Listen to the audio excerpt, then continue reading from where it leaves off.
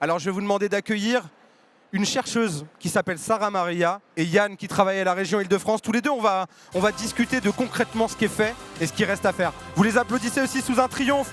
On accueille Yann et Sarah Maria tout de suite à mes côtés.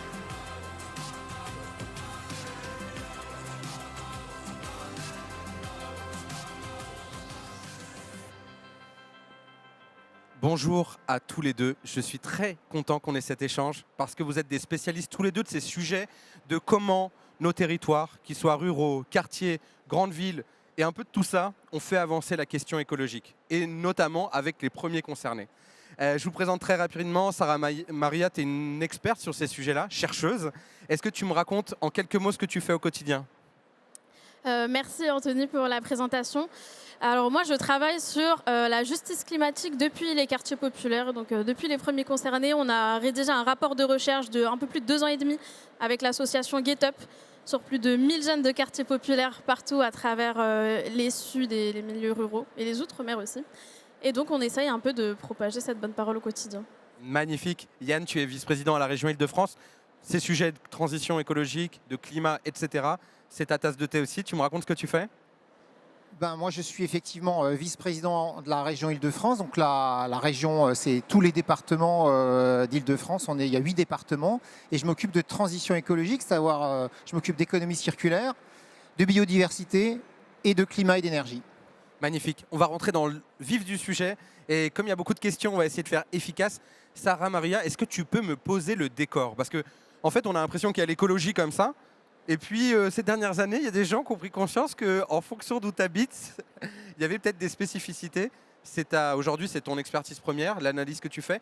Tu me racontes un peu ces spécificités qui sont liées au quartier populaire ? Alors dans les quartiers populaires, il y a beaucoup de très belles spécificités, donc comme l'entraide intergénérationnelle, la solidarité, le multiculturalisme, mais c'est aussi un contexte particulier parce que c'est là où les loupés de la transition écologique ils vont se faire ressentir en premier quand on les couple à l'injustice sociale, mais c'est aussi eux qui sont porteurs de solutions.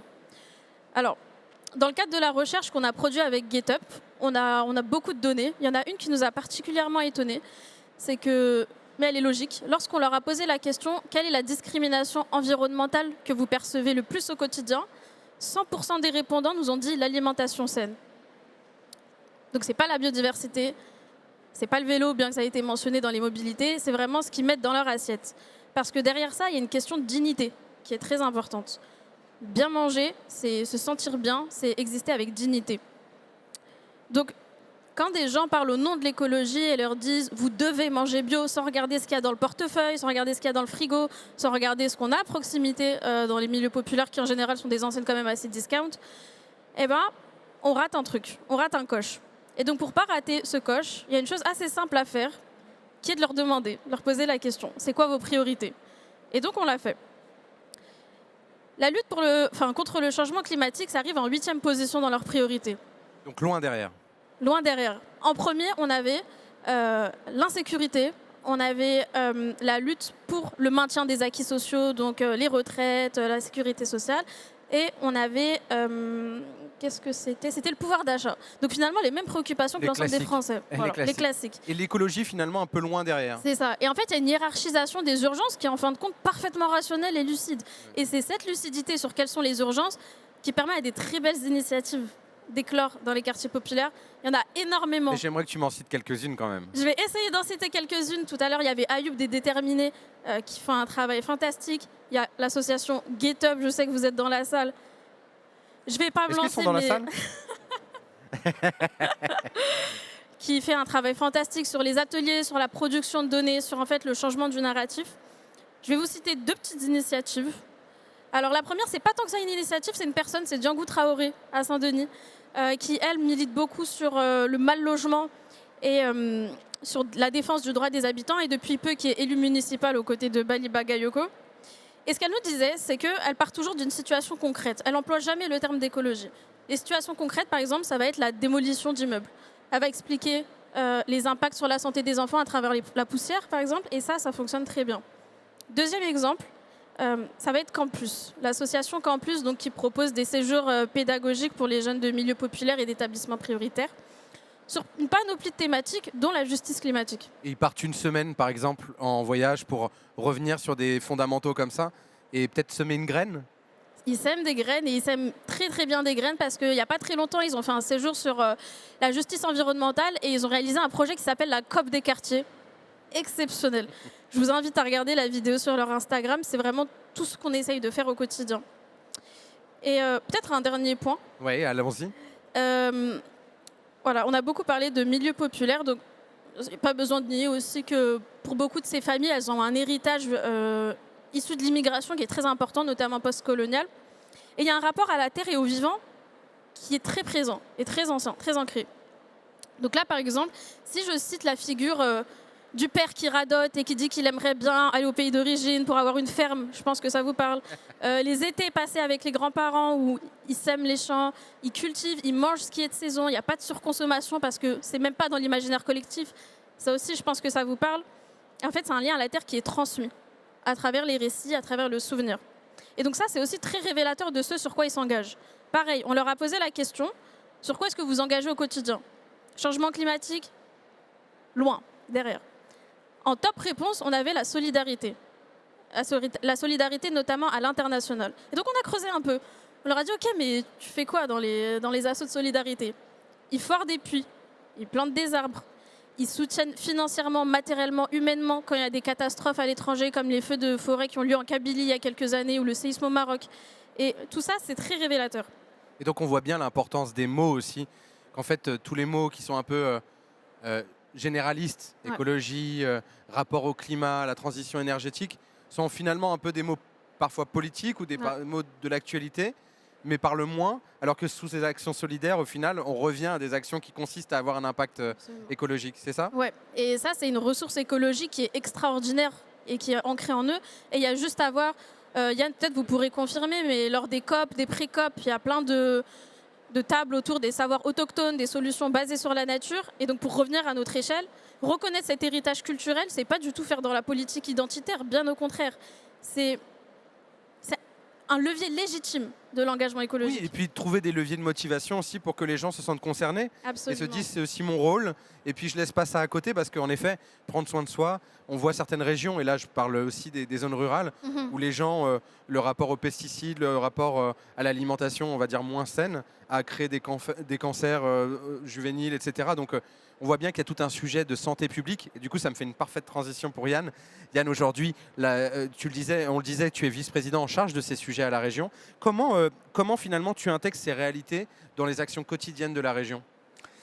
D'abord, je partage le constat, c'est-à-dire que effectivement, il y a un certain nombre de nuisances environnementales en Île-de-France qui sont réelles. La pollution de l'air, le changement climatique, avec justement maintenant des canicules à répétition et même par certains endroits des inondations. Et c'est vrai qu'un certain nombre de quartiers peuvent être plus touchés que d'autres. Et les quartiers populaires en font partie. Souvent, en tout cas en matière de pollution de l'air, souvent on voit des quartiers qui sont à proximité de grandes infrastructures routières. Donc la pollution est plus importante à ces endroits-là. Typiquement Saint-Denis, où ça avait été un scandale quand on avait dit on va filtrer, je me souviens de ça, on va filtrer l'air des joueurs, mais on laisse les habitants habituels finalement respirer l'air du périph'. Oui, et ils ont eu aussi droit des infrastructures climatisées, alors que les gens qui vivent dans des habitations qui sont mal isolées crèvent de chaud en été. Ouais. Donc ça, c'est des réalités qu'on connaît bien. Ouais. Après, il y a un point que j'ai bien entendu aussi et que j'ai aussi constaté, c'est qu'il y a effectivement un solide ciment intergénérationnel dans les quartiers. Et ça, c'est un point d'appui sur lequel on doit aller beaucoup plus. Et d'ailleurs, quand on avait échangé en amont de ce débat, je me disais, il y aura des jeunes dans la salle, mais est-ce qu'il y aura aussi des mamans, des grands-pères et des grands-mères? Pas trop, mais bon. Mais j'aurais bien aimé parce qu'en fait, c'est un dialogue qu'il faut avoir avec toutes les générations. Et précisément parce qu'il y a des vécus différents. Et il y a aussi des projets qui peuvent être portés de manière différente selon les générations. Et j'avais juste envie de vous dire 2-3 petits trucs. Le premier, c'est que la région Île-de-France, qu'est-ce qu'elle fait concrètement? D'abord, j'entendais tout à l'heure les témoignages, j'étais dans la salle, j'entends les témoignages de jeunes de quartier qui utilisent des transports en commun pour aller dans des forêts, pour aller dans des espaces de nature qui sont en Île-de-France. Ouais. Et on en a beaucoup. Il y avait une grande campagne de la région Île-de-France pour dire, regardez, finalement, tout ça, c'est à portée de RER aussi. Ben oui, mais la région Île-de-France, elle est magnifique. Il y a des secteurs absolument géniaux à aller visiter. Et c'est avec un RER qu'on le fait. Et qui c'est qui finance les RER? C'est la région. Donc, on a un tissu de transport en commun, d'ailleurs, qui rend jaloux beaucoup d'autres régions du monde. Donc ça, c'est vraiment une réponse importante que je tiens à souligner. La deuxième chose, c'est qu'on a développé un programme d'action extrêmement vaste pour végétaliser les quartiers. Et donc, aujourd'hui, on apporte des subsides et des subventions aux collectivités pour qu'elles végétalisent leur quartier, parce que c'est peut-être pas une priorité, mais quand même, aujourd'hui, je sais que de plus en plus, et notamment dans les quartiers, la question de la canicule va être un vrai sujet. Supporter les canicules dans les logements, même dans la rue, ça devait être très très difficile. Donc ça, c'est des réponses qu'on apporte aujourd'hui de manière très concrète. Yann, j'ai 2 questions. Je sais que tu avais des initiatives un peu coup de cœur, j'aimerais bien que tu m'en parles. Et la deuxième chose, c'est qu'on voit bien qu'il y a quand même un sujet d'angle mort aujourd'hui dans les politiques publiques, sur ces questions notamment et dans les quartiers. On voit bien que Sarah Maria et puis plein d'autres acteurs, type Get Up, on a parlé de Campus et d'autres acteurs, ont pris le sujet en main parce que se sont dit, en fait, si on attend le public, malheureusement, on sera en retard et il y a toute une génération de jeunes qui est en attente de quelque chose et on ne voit pas venir. Est-ce que tu as conscience de ça? Qu'est-ce que ça te fait dire? Est-ce que ça donne envie d'agir encore plus? Dis-moi, je t'écoute là-dessus. Ben, moi, ce que j'ai envie de dire, c'est que je suis évidemment à constater qu'il y a des trous dans la raquette, enfin des angles morts, et qu'il y a quand même beaucoup de choses qui se font. Ben, je le vois là aujourd'hui, on est à Change Now, donc vous voulez tous changer les choses. Donc on a un public et des jeunes qui prennent des initiatives qui sont très nombreuses. Nous, on a créé un dispositif dont je vais faire la publicité ici et vous inviter à le regarder. Ça s'appelle le budget participatif écologique. C'est un budget qui a été créé à la région Île-de-France. C'est plusieurs millions d'euros quand même. Alors évidemment, répartis sur toute la région, à la fin, ça ne fait pas forcément grand-chose, mais c'est des subventions par projet qui sont de près de 10 000 euros maximum. 10 000 euros, on fait beaucoup de choses avec 10 000 euros. Et il suffit de déposer un dossier à la région et on regarde le truc. Et une fois par an, on décerne des lauréats, près de 1000 projets qui sont issus des franciliens, issus des quartiers. Et vraiment, moi, je vous invite à vous en saisir parce que vraiment, il y a plein de projets qu'on peut financer à la région Île-de-France. Et ce sur quoi je veux insister, c'est que ce n'est pas nous qui disons aux gens ce qu'ils doivent faire. On prend ce qu'ils ont envie de faire eux et ils le font. Et les exemples dont je voulais vous parler, c'est précisément des budgets qu'on a financés par ce budget. Très bien. Est-ce que tu veux me donner un exemple? Parce que je vois que le temps file et j'avais envie de réentendre Sarah Maria sur tout ce que tu viens de dire. D'abord, on a financé beaucoup de potagers participatifs dans les quartiers. Les potagers, ça parle à la question de l'alimentation. On a financé une start-up qui recycle, qui récupère des baskets, qui les retape complètement et qui les revend. Et vous avez une basket de marque qui paraît comme neuve. L'association s'appelle Sneakers. Je vous invite à aller voir ce que c'est formidable. Et vous avez des baskets neuves de marque pour 20 euros. Donc ça, c'est quand même super. Et ce qui est bien, c'est qu'on a eu un placement produit par la région Île-de-France. C'est la preuve que tu es sponsor de ces initiatives. Yann, ça te dérange si je te coupe parce que je vois qu'il reste 5 minutes, mais tu nous as parlé de 2 belles initiatives. Et pour ceux qui veulent lancer des projets entrepreneuriaux, vous l'avez entendu, apparemment, il y a un bel appel à projet côté CAF. Il y a la région Île-de-France. Et moi, je voulais parler d'un troisième qui s'appelle Déclic Jeunes de la Fondation de France. Chaque année, c'est des tickets de 8 000 euros pour 50 jeunes. En fait, mis bout à bout, ça peut commencer à faire 30 000 euros. Pour se lancer, c'est carré.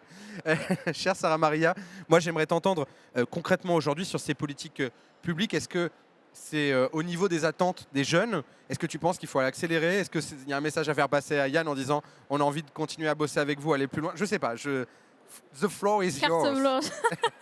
Non, mais moi, j'aimerais confirmer plein de propos que Yann a partagés sur la nécessité de plan mobilité. Enfin, on n'en a pas parlé, mais le Grand Paris Express aussi, sur le plan vélo, sur la végétalisation des quartiers. Je sais aussi que vous soutenez à travers des concours, des associations de manière financière. Maintenant, j'aimerais qu'on puisse s'interroger collectivement comment est-ce qu'à l'échelle régionale, je sais qu'on met 1 euro sur 2 dans l'environnement, c'était l'un des grands projets, mais en parallèle, en Seine-Saint-Denis, on a toujours 20% de l'ensemble des logements qui sont des passoires thermiques, soit le taux le plus élevé en Île-de-France. Ça peut peut-être sembler hors sujet dans le cadre de cette table ronde, mais tout se construit depuis le foyer, que ce soit l'accès à une éducation de qualité, que ce soit la santé mentale, que ce soit le rapport à la famille. Et je sais que la rénovation énergétique, ça coûte extrêmement cher. Je sais que ça coûte cher. Mais il y a des moyens, il y a des choses à mettre en place, ne serait-ce la médiation avec les bailleurs sociaux. Ça peut être aussi des dispositifs d'accompagnement des habitants, comme fait le conseil départemental de Seine-Saint-Denis avec le projet Écogie. Pareil un peu sur les métiers de la transition, parce qu'on en entend beaucoup parler ces derniers jours. Mais comment est-ce qu'on peut inciter des jeunes à aller vers les métiers de la transition quand on n'interroge pas leurs conditions même comment ils vont à l'école, dans quelles conditions est-ce qu'ils sont scolarisés, et aussi les trajectoires qui parfois sont subies et forcées.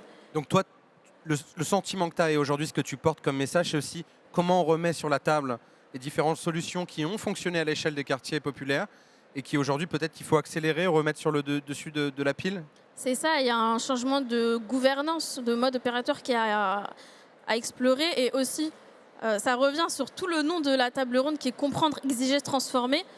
C'est là qu'elle intervient, la notion d'exigence. D'abord, l'exigence envers les autres, les institutions, les décideurs, les universités. On a le pouvoir, nous, de changer les choses à notre échelle, mais pour le faire de manière structurelle, c'est quand même beaucoup plus facile quand les institutions, quand les régions, quand les collectivités sont avec nous et nous soutiennent. Donc tu attends qu'elles soient en soutien. Yann, tu veux peut-être réagir à ça? Est-ce qu'aujourd'hui aussi le but de la région, c'est plutôt de venir en soutien plutôt que fut un temps où en fait on venait, on arrivait avec quelque chose et puis on espérait que chacun se l'approprie? Il y a les deux. Je vais vous donner un autre exemple. On finance, mais c'est des tickets à 100 millions d'euros. La géothermie profonde. Alors, ça ne vous parle peut-être pas, mais sous nos pieds, il y a de la chaleur. En Ile-de-France particulièrement. On va la chercher, cette chaleur, on l'en fait remonter dans les logements pour chauffer avec de la chaleur géothermique. C'est pour économiser le gaz, ça fait réduire la facture. On l'a fait pour alimenter beaucoup justement de quartiers avec des logements sociaux. Donc c'est très concret ça, parce que ça fait baisser la facture énergétique des foyers. Donc ça c'est du très lourd. Ça vient d'en haut, ça se plaque en bas, certes, mais quand même, ça ne peut pas être une initiative de quartier. À l'inverse, avec ce que je vous disais tout à l'heure sur ce fameux budget participatif, comme son nom l'indique, c'est un budget participatif. Nous, on ne regarde pas ce que les gens font, on regarde ce qu'eux nous proposent et ensuite on le finance.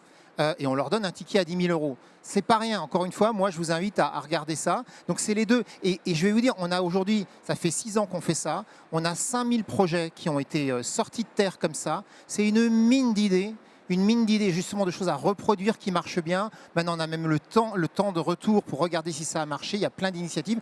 Quand je dis sneakers, ils se développent avec le point de départ qui était tout petit. Il y a plein d'autres initiatives aujourd'hui qui ont vraiment gagné en ampleur. Je vous donne mon adresse email, yann.verling@ildefrance.fr. Tu répètes, vous me contactez quand vous voulez. yann.verling@ildefrance.fr. Vous me contactez et on parle de vos projets. La ligne est ouverte, c'est parfait. Alors, moi, j'ai envie d'ouvrir cet échange sur une question, à 2 voix, bien sûr. Quelle piste concrète, aujourd'hui, permettrait d'accélérer ce sujet à la fois de justice climatique et de justice sociale? Là, rapidement, vous avez mentionné la géothermie et toutes ces solutions un peu innovantes et technologiques qui sont ultra nécessaires. Mais en fait, pour embarquer collectivement sur la transition écologique, la notion de pédagogie, d'enseignement et d'accompagnement des premiers concernés, elle est ultra importante. Donc, par exemple, vous avez mentionné la géothermie. Je ne suis pas sûre que tout le monde sache ce que c'est et que la région le fait. Et c'est pour ça aussi que cette question de pédagogie dans les quartiers populaires, elle est hyper importante. Et donc, c'est aussi pour ça que c'est absolument indissociable de la notion de justice sociale et des inégalités sociales qui vivent au quotidien. Et donc ça c'est quoi? Ça passe par l'insertion professionnelle, ça passe par la lutte contre toutes les formes de discrimination, qu'elles soient raciales, qu'elles soient religieuses, qu'elles soient géographiques, parce que c'est ça qui structure leur vie, c'est ça qui les préoccupe au quotidien, eux, leurs proches, leur entourage, leur famille. Magnifique, très bien répondu. Et tu voulais dire un dernier mot? C'est peut-être sur l'exigence aussi vis-à-vis de nous-mêmes. Oui, bien sûr. Je pense qu'on n'a pas non plus à attendre que des personnes externes viennent nous enseigner ce qu'est l'écologie. Oui. Parce que l'écologie, elle est en nous, elle est en vous. En fait, il faut nommer ce qu'on fait déjà, il faut créer autour de tout ça et il faut exiger que ça soit reconnu comme tel. Parce qu'il y aura toujours des gens qui sont ouverts à entendre ce qu'est l'écologie. Et ce que j'aime beaucoup dans ce que tu dis, c'est que ça rejoint ce qui a été dit dans la précédente table ronde. N'attendre personne pour vous lancer, pour prendre les solutions, pour les créer vous-même et parfois pour aller secouer un petit peu, pour faire en sorte que ceux qui doivent naturellement soutenir ces projets se démarquent. Cher Yann, tu as le mot de la fin sur peut-être l'exigence. Justement, on parle de ça, de pédagogie. C'est quoi le point d'orgue pour toi pour la suite, pour faire en sorte que ça continue à bouger? Franchement, je vous attends. Voilà, j'ai rien d'autre à dire. Je vous attends. Je vous ai dit comment contacter. Venez me voir et on parle de vos projets. Et merci d'avoir dit aussi qu'il restait encore des angles morts, des choses qui restent à gérer et à faire en collectif pour que ça fonctionne. À la fin, je vous demande un triomphe pour mes 2 invités et je vous quitte sur ça. Merci beaucoup.